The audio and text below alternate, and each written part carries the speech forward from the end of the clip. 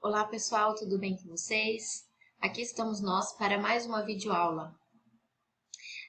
Essa aula, pessoal, ela tem como foco central marcadores tumorais.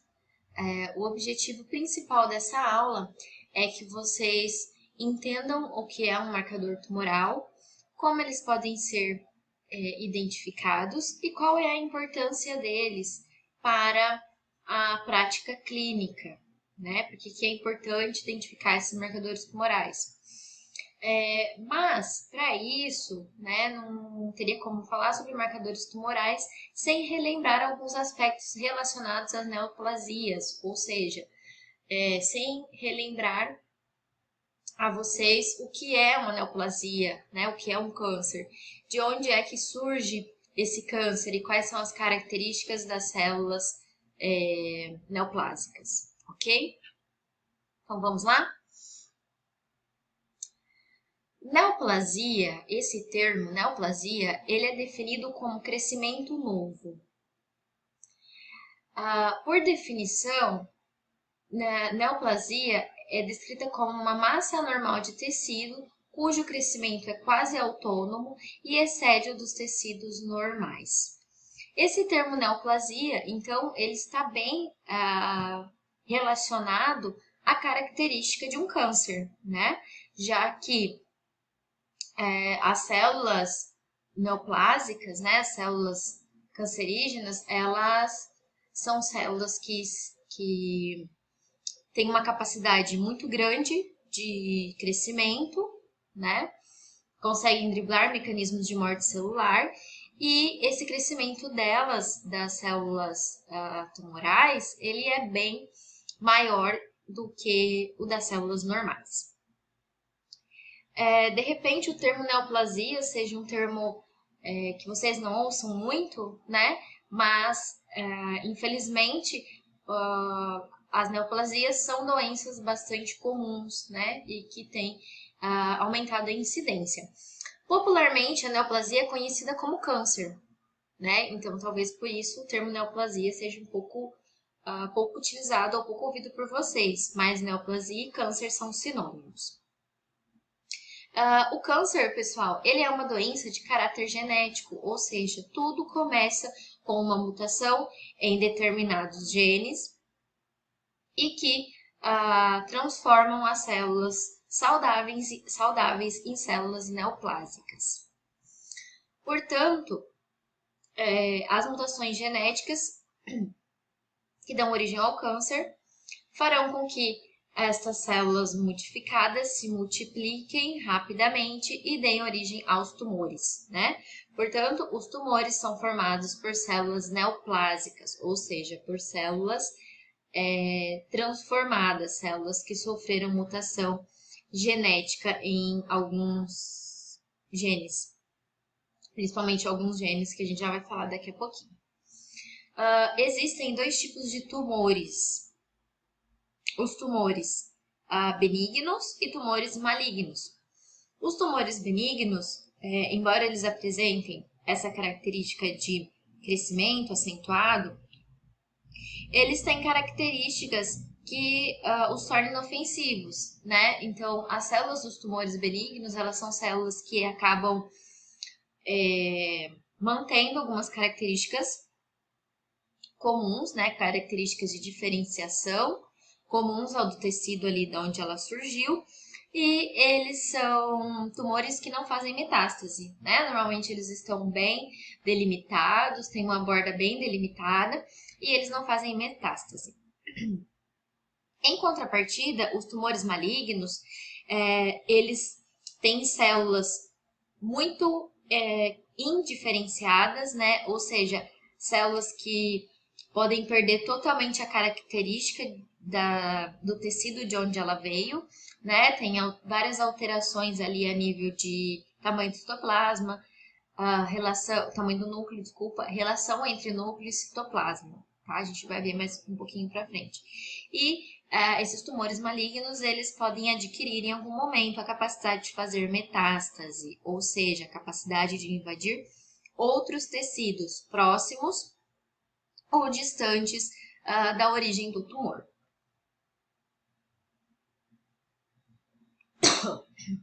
Mas afinal, vimos, né, o que é uma neoplasia, vimos que ela surge de mutações genéticas, mas como é que surgem essas neoplasias? As neoplasias, elas surgem a partir de mutações em genes chamados de proto-oncogenes. O que são esses proto-oncogenes? Eles são genes responsáveis pelo crescimento, diferenciação e proliferação das células normais. O que é que esses genes fazem, pessoal? Esses genes eles vão ser responsáveis por permitir o crescimento das células, por iniciar ali o processo de divisão celular e também vão regular a apoptose, né? Eles são genes que vão induzir as células a morrerem por apoptose e são genes também que fazem o reparo do DNA, tá? Esses proto-oncogenes, eles estão basicamente, então, relacionados com crescimento, diferenciação e proliferação celular normais, ou seja, esses proto-oncogenes, eles garantem que as células se dividam e cresçam apenas se elas estiverem saudáveis, ou ainda podem fazer reparo no DNA destas células para que elas continuem saudáveis. Ok, então o que acontece para que surja uma célula neoplásica? Esses proto-oncogenes, eles sofrem mutações, tá? Mutações que fazem com que eles percam sua função normal, ou seja, eles vão parar de ter a capacidade de controlar o crescimento, diferenciação e proliferação das células. E aí, a célula, mesmo sendo uma célula mutada, uma célula que não está mais saudável, ela passa a se multiplicar. Essas mutações podem ser de origem somáticas, ou seja, agentes físicos, químicos e biológicos que ajam nesses genes, causando mutação dos mesmos, mutação dos proto-oncogenes. Ou podem ser mutações hereditárias, ou seja, mutações genéticas que interfira, né, que age nesses proto-oncogenes, mutações que o indivíduo herdou lá dos pais. Esses proto-oncogenes, então, como eu já comentei, uma vez mutados, eles vão parar de ter a sua função normal, né? E sendo assim, as células mutadas, elas passam a se multiplicar de um modo mais rápido, né? E conseguem escapar da apoptose. É importante ressaltar que a mutação acontece normalmente em mais de um proto-oncogênio, tá? A partir do momento em que um proto-oncogene ele é modificado, né? Ele é mutado por origens externas, né? Por agentes físicos, químicos ou biológicos ou por mutações hereditárias, ele se transforma em um oncogene. Então, um oncogene é um proto-oncogene mutado. Esses oncogenes, então, eles vão garantir que as células tenham capacidade de crescimento maior do que as células normais e que elas resistam à apoptose. Por quê, pessoal? Esses genes, muitos deles, são genes que fazem o controle do ciclo celular, né? Que são genes que identificam mutações e que impedem que a célula se divida, né? Se multiplique. Mas, uma vez que os oncogenes são mutados, né? Uma vez que eles são genes modificados, eles simplesmente, falando de uma maneira bem simples, ignoram, né, as mutações ali da célula e permite que essa célula se multiplique várias e várias vezes. A partir daí, as células que são células mutadas, né, que já são células neoplásicas, elas passam a se dividir muito rápido, muito mais rápido do que as células saudáveis do tecido e vão dar origem aos tumores. É importante a gente saber que esses tumores podem surgir em diferentes tecidos, né? Então, o câncer pode aparecer em vários tecidos diferentes. Uma vez formado o tumor, esse tumor pode ter uma característica benigna, né? Na qual as células, embora sejam células neoplásicas, elas continuam compartilhando algumas características fenotípicas de células normais, então elas continuam um pouquinho parecidas com as células do tecido normal, e são também tumores que apresentam um tamanho e um formato bem restrito, assim, né? Sem característica de invasão, sem característica de metástase. E quando originam-se tumores malignos, esses tumores malignos, eles são formados por células que têm características fenotípicas muito diferentes das células de onde ele se originou, né? Eles ficam bem diferentes das células normais, do tecido de onde ele surgiu, e passam a apresentar características de aumento de tamanho, alteração na relação núcleo-citoplasma, que a gente já vai ver mais um pouquinho. E o principal problema, né, ali relacionado aos tumores malignos, é que muitos podem adquirir a capacidade de fazer metástase, ou seja, de invadir outras células, outros tecidos próximos ou distantes do local original do tumor.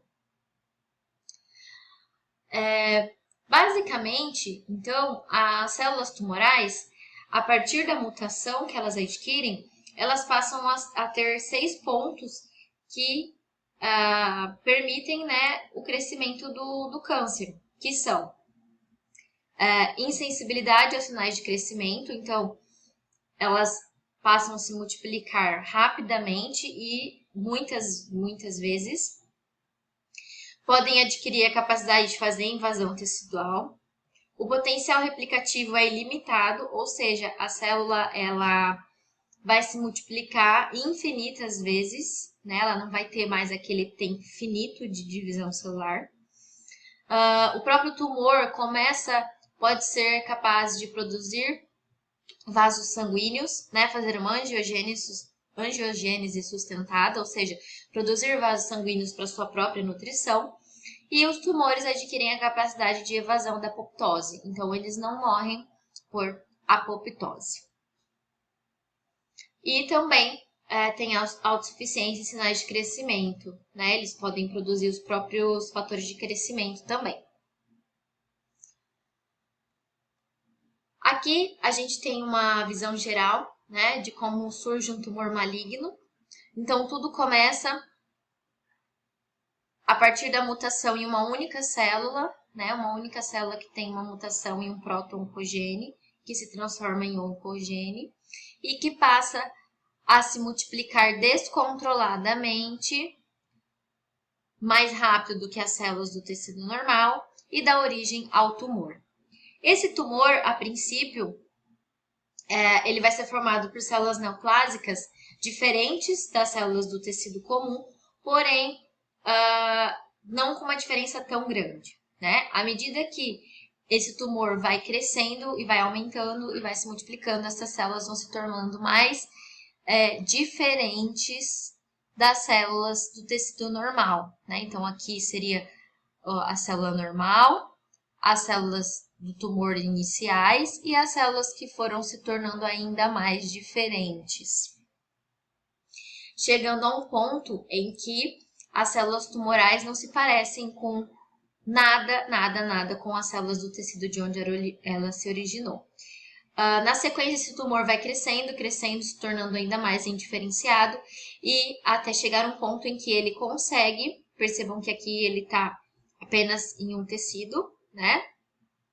Ali no tecido epitelial, por exemplo, chega um momento em que ele consegue invadir os tecidos mais próximos, crescer e invadir os tecidos mais próximos e pode até mesmo cair na corrente sanguínea ou circulação linfática e ir formar tumores em regiões totalmente distantes do tumor inicial.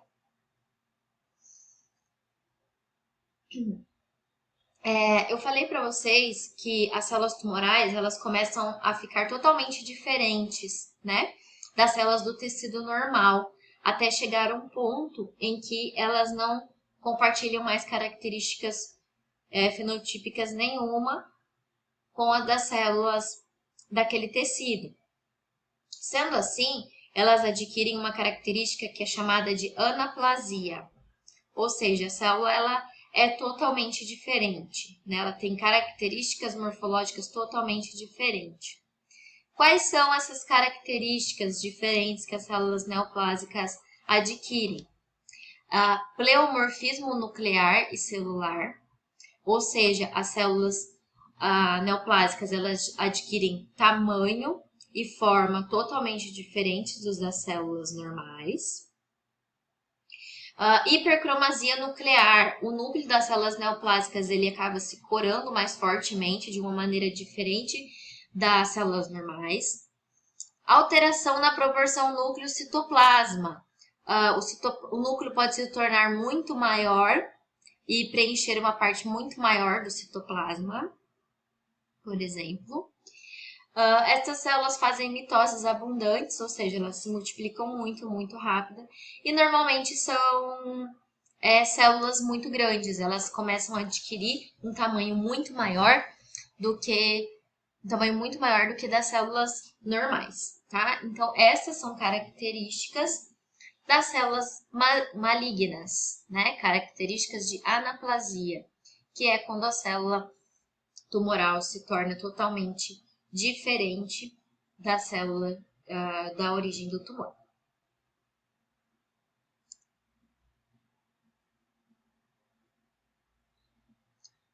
Eu comentei com vocês que os tumores eles podem surgir em qualquer tipo de tecido, né? Então eles podem começar em qualquer tipo de tecido e, portanto, eles podem surgir em diversos órgãos.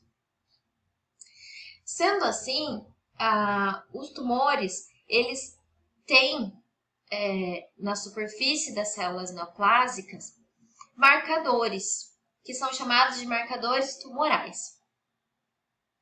Esses marcadores estão, portanto, na superfície das células, né? Ou podem ser produzidos por estas células tumorais. Falei para vocês, né? Então, que o tema da nossa aula era marcadores tumorais, mas, professora, por mais que você falou aí que esses marcadores tumorais estão na superfície das células, eu não entendi. Que é isso? O que são esses marcadores tumorais? Vamos ver, então, mais a fundo o que são esses marcadores tumorais. Os marcadores tumorais são, por definição, macromoléculas de caráter proteico presentes em tumores, ou seja, elas podem estar, esses marcadores tumorais podem estar grudadinhos na superfície da célula tumoral, ou podem ser liberados no sangue ou na linfa, tá? Ou em outros líquidos biológicos. Coloquei o exemplo aqui da linfa.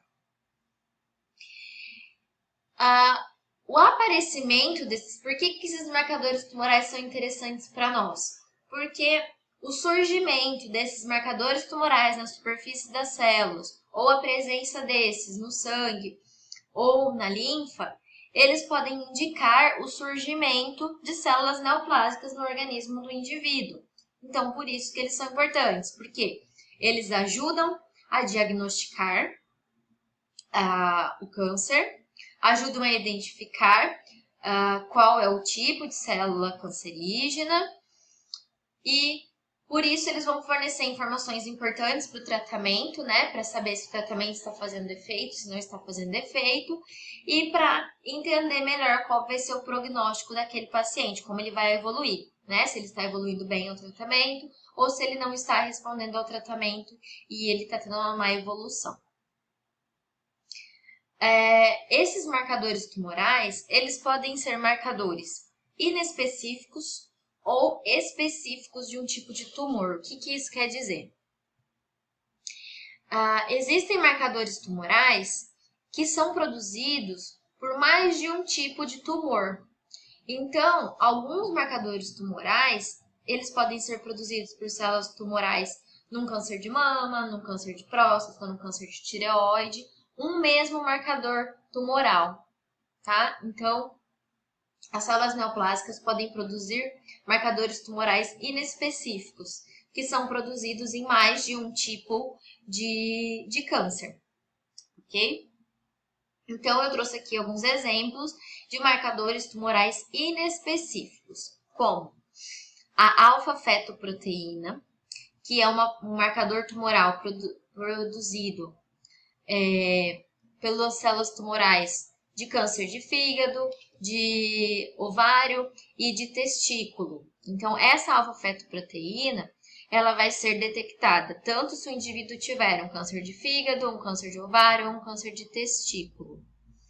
Além disso, esse marcador, ele também pode aparecer em condições não patológicas, como por exemplo na gravidez. E ele pode ser identificado no sangue, por exemplo. Um outro exemplo é a B2M, que é a beta-2 microglobulina, que é detectada no mieloma múltiplo e nos linfomas. Então, em 2 tipos de cânceres distintos. Também pode estar presente em outras doenças, como doença de Crohn, hepatite, e ela pode ser identificada no sangue. Um outro marcador tumoral é a CA15-3, que pode ser identificada no câncer de mama e em outros como o de pulmão e o de ovário. E também pode estar elevada em outras condições, em outras doenças que são benignas, da mama também, mas não cânceres, doenças benignas. E também pode ser identificado no sangue. Então, basicamente, esses marcadores tumorais inespecíficos, eles podem ser encontrados em alguns tipos de cânceres, né? Alguns cânceres podem compartilhar a presença desse marcador e também em outras situações.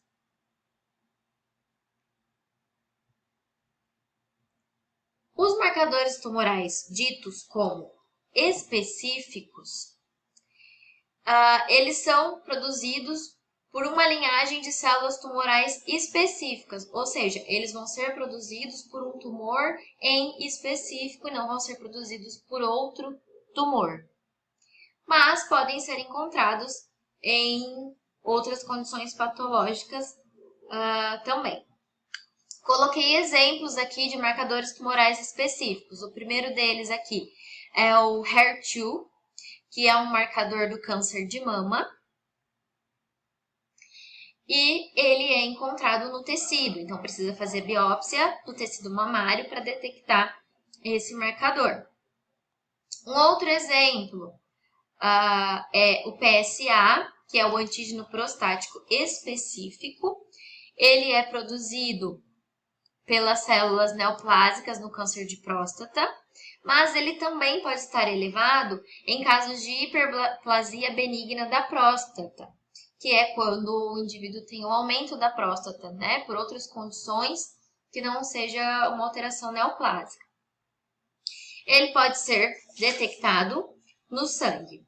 O S100 é outro marcador tumoral, que é um marcador de melanoma, que é um tipo de câncer de pele. Ele é detectado no sangue também, né? Na prática clínica ele não é tão solicitado, mas é um marcador de melanoma. Sendo assim, pessoal, vocês puderam perceber que esses marcadores tumorais, eles vão ser muito importantes no diagnóstico do câncer, né? Porque eles podem ajudar indicando que o indivíduo está com um processo neoplásico e podem até mesmo indicar qual o tipo de tumor.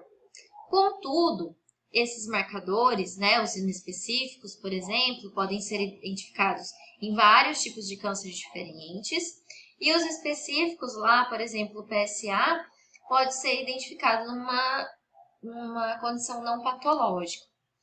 Sendo assim, o diagnóstico do câncer ele é baseado em aspectos clínicos e aspectos laboratoriais.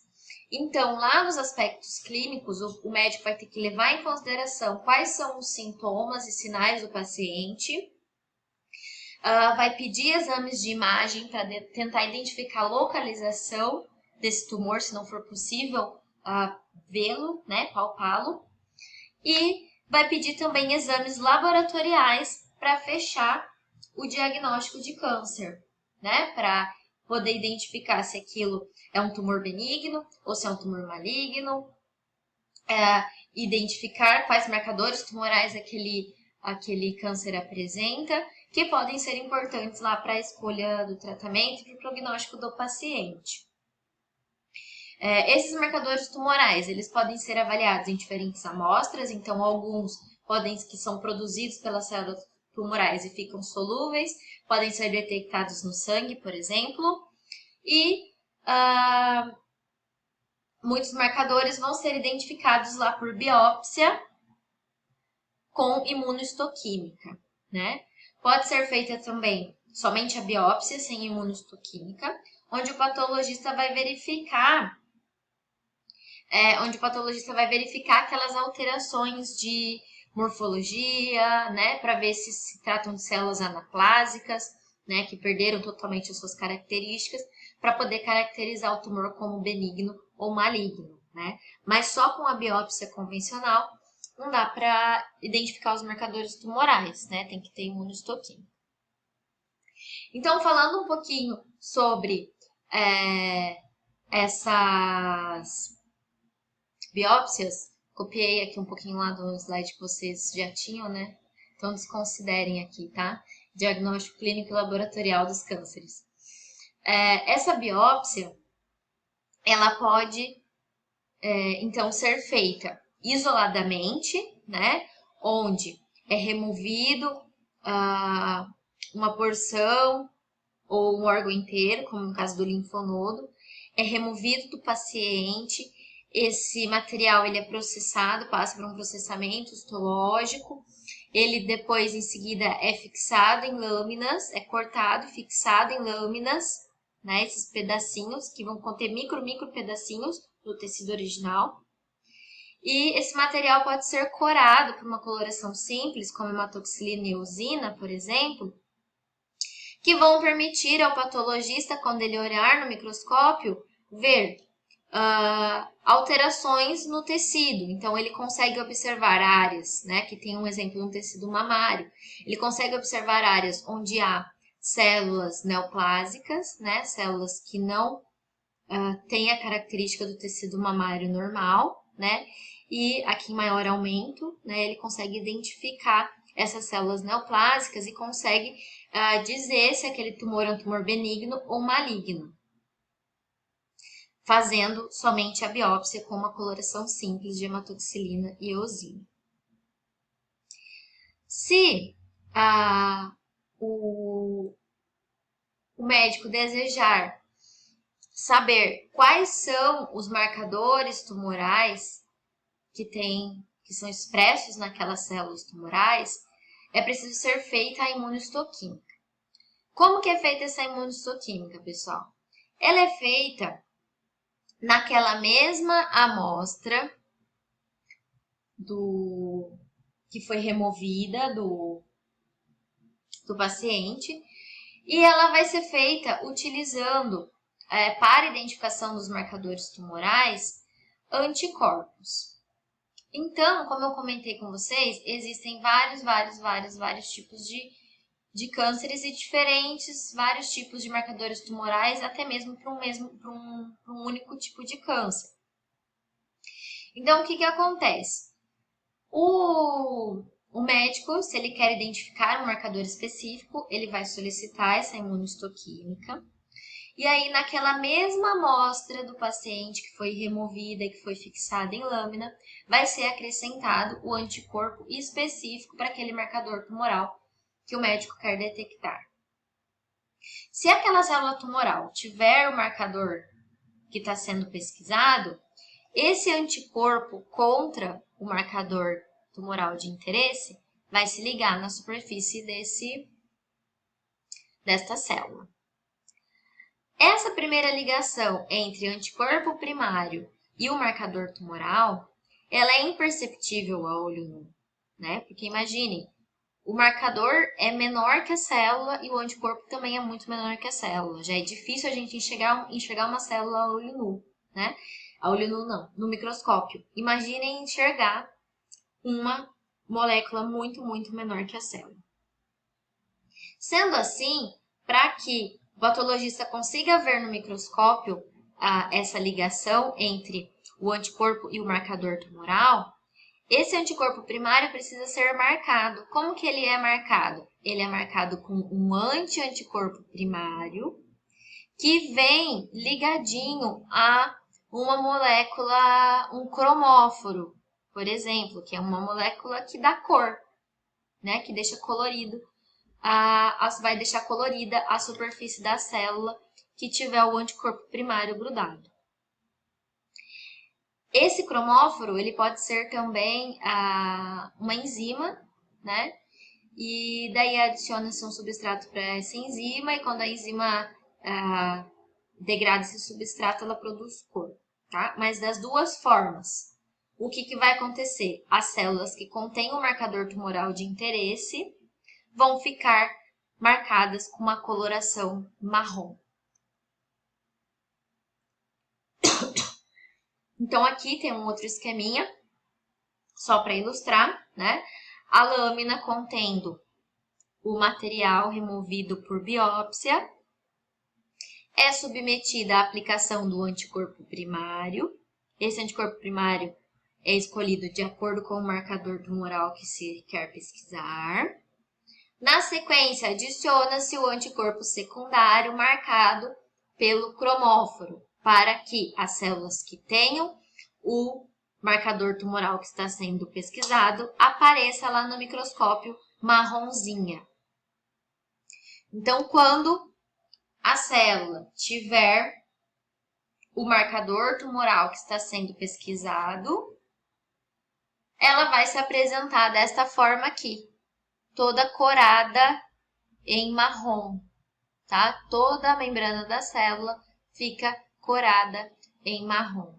Aqui tem um exemplo de marcação de imunohistoquímica com marcação do marcador tumoral CEA, tá? Que é o antígeno cársino embrionário, que é aquele comum para alguns tipos de tumores, tá? Que é um marcador tumoral inespecífico.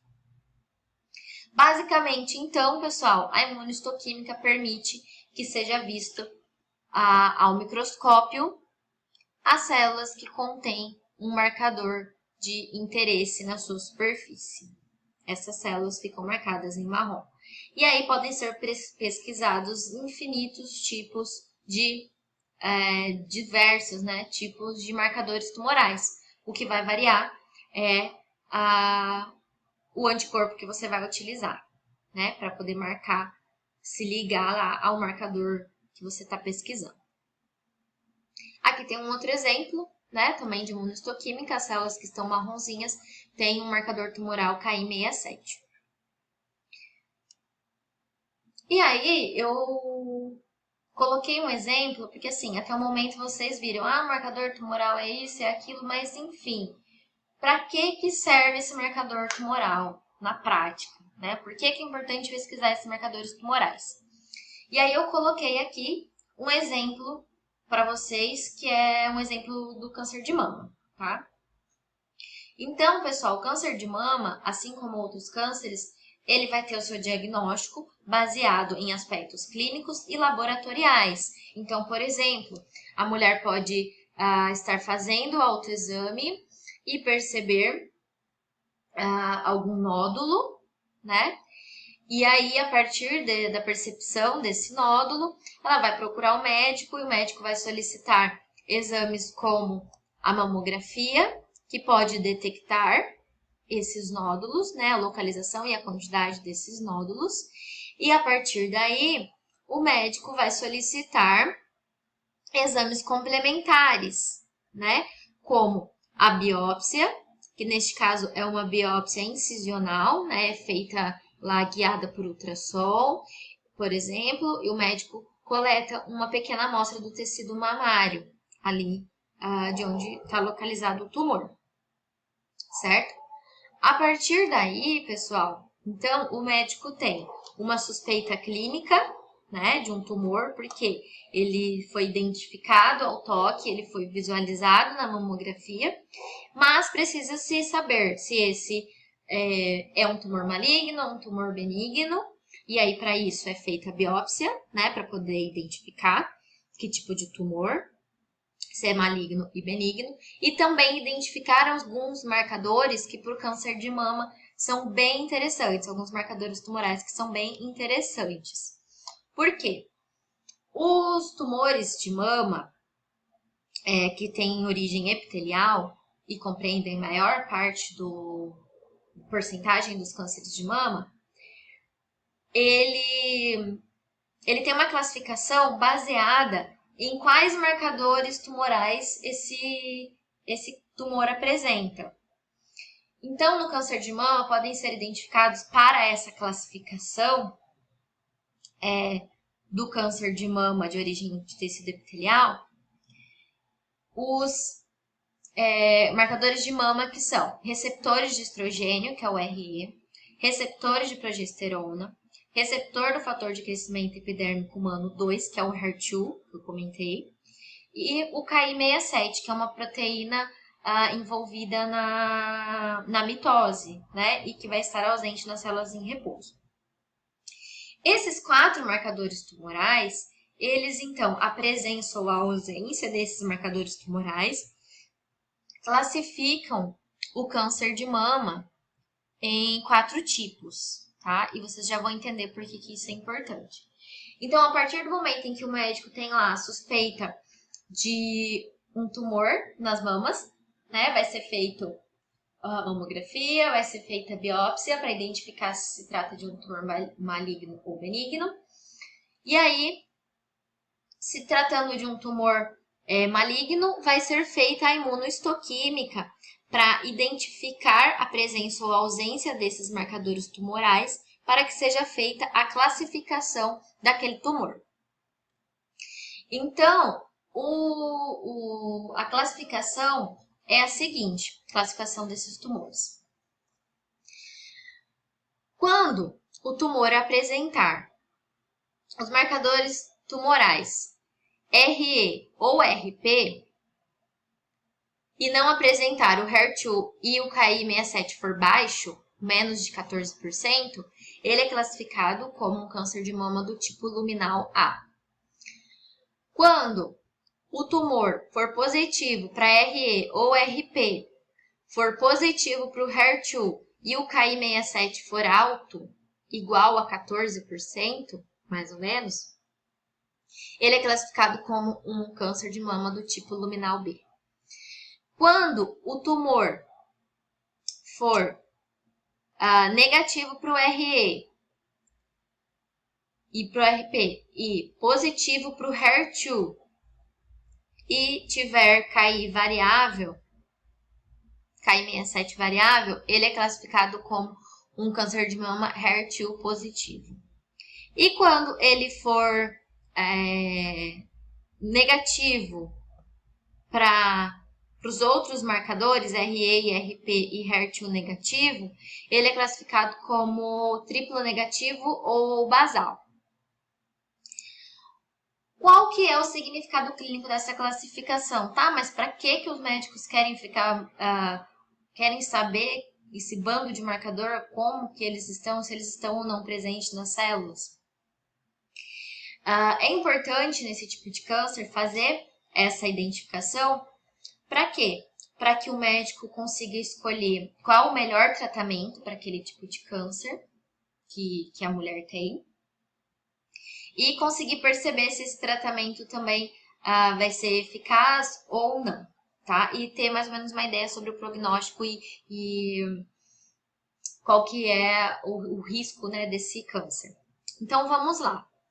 O tipo luminal A, então, quando o tumor for classificado tumor mamário for classificado como luminal A, ele é um tumor associado a um bom prognóstico, ou seja, as chances de cura são muito boas. E eles, como apresentam os receptores de estrogênio, eles podem ser tratados com antiestrogênico. O luminal B, ele tem um prognóstico pior se comparado com o luminal A.